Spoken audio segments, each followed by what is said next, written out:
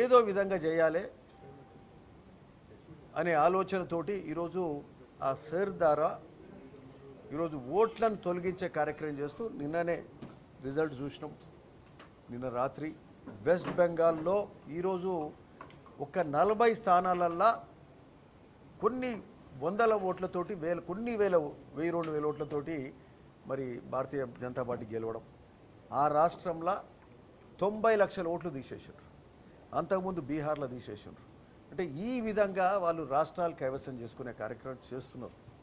ఈరోజు మరి ఇట్లాంటి కార్యక్రమం ఏదైతే ఉన్నదో మరి మేము ఇట్లాంటి వాటికి ఒక అడ్డుకట్ట వేసే కార్యక్రమంగా ఈరోజు మరి మొత్తం పార్టీ పటిష్టపరిచే కార్యక్రమం జిల్లా అధ్యక్షుడు డిసిసి కమిటీ నుంచి మొదలు పెడితే బీర్ల ఎలయ్య గారు మరి వారు విప్గానే కాకుండా వారి అనుభవంతో జిల్లా అధ్యక్ష స్థానం కూడా తీసుకొని మరి అట్లే మండల కమిటీలు అట్లే గ్రామ కమిటీలు అన్నీ కూడా ఏర్పరచుకొని అట్లే బిఎల్ఏలను కూడా ఏర్పరచుకొని ఆ బిఎల్ఏల ద్వారా ఈరోజు కింది స్థాయిలో ఓటర్లను గుర్తించే కార్యక్రమం ఓటర్లు తీసివేసే సందర్భంగా ఈ సర్ ఏదైతే ఉన్నదో ఇందులో ఈ ఎలక్టరల్ రివిజన్లో పక్కాగా పార్టిసిపేట్ చేస్తూ జెన్యూన్ ఓటర్లు ఉండేలాగా మరి అడ్డగోలు ప్రక్రియ భారతీయ జనతా పార్టీ కానీ ఇంకేదైనా కార్యక్రమం వాళ్ళు చేస్తే అట్లాంటి వాటికి అడ్డకట్ట వేసే కార్యక్రమం చేస్తూ మరి ఏవైతే ఓట్లు జెన్యూన్గా ఉంటాయో నిజమైన ఓటర్లను ఉండేలాగా మరి అడ్డగోలు తొలగింపులు చేస్తే చేయనీయకుండా ఎక్కడైనా చనిపోయిన వాళ్ళ ఓట్లు తీస్తారు, లేకపోతే ఇంకో దగ్గర డబుల్ ఓట్లు ఉంటే అట్లాంటివి తీస్తారు. సో ఇట్లాంటి వాటికి నిజమైన ఓటరు ఉండేలాగా ఈ సర్ అనే కార్యక్రమం చేస్తూ అట్లే ఈ ఈ పార్టీ పటిష్టం ఒక సర్కే కాకుండా special intensive revision of electoral ఓట్సే కాకుండా పార్టీని పటిష్టపరిచే కార్యక్రమం మరి ప్రభుత్వం ముఖ్యమంత్రి రేవంత్ రెడ్డి గారు ఈరోజు గొప్పగా మరి ప్రజాపాలన సాగిస్తున్న సందర్భం ఈరోజు 99 రోజుల ప్రజాపాలన కూడా తీసుకొని రోజు ఒక కార్యక్రమం తీసుకున్నాం. ఈరోజు ముఖ్యంగా ఈరోజు ఉద్యాన పంటల మీద కూడా ఈరోజు ఒక కార్యక్రమం నేను ఎంపీ గారు కూడా ఇక్కడ పార్టిసిపేట్ అయ్యాను.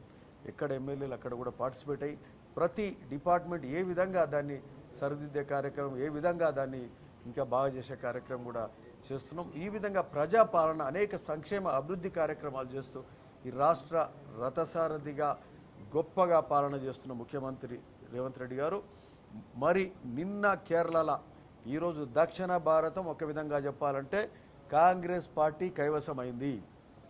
ఈరోజు తెలంగాణ కాంగ్రెస్ ప్రభుత్వం, కర్ణాటక కాంగ్రెస్ ప్రభుత్వం, కేరళ కూడా మరి ఈరోజు కాంగ్రెస్ ప్రభుత్వంగా ఈరోజు చూస్తున్నాం.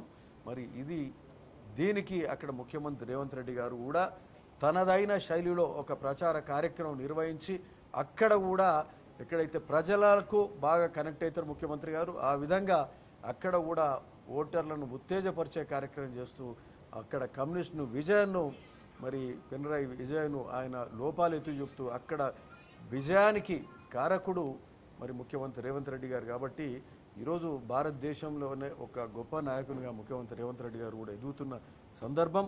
మరి ఈరోజు మరి ఈ పార్టీ పటిష్టపరిచే కార్యక్రమం చేస్తూ మరి వారి నాయకత్వంలో రెండో దఫా ఖచ్చితంగా మళ్ళీ ప్రభుత్వానికి వచ్చే కార్యక్రమం జరుగుతుందని సందర్భంగా చెప్తూ నమస్కారం.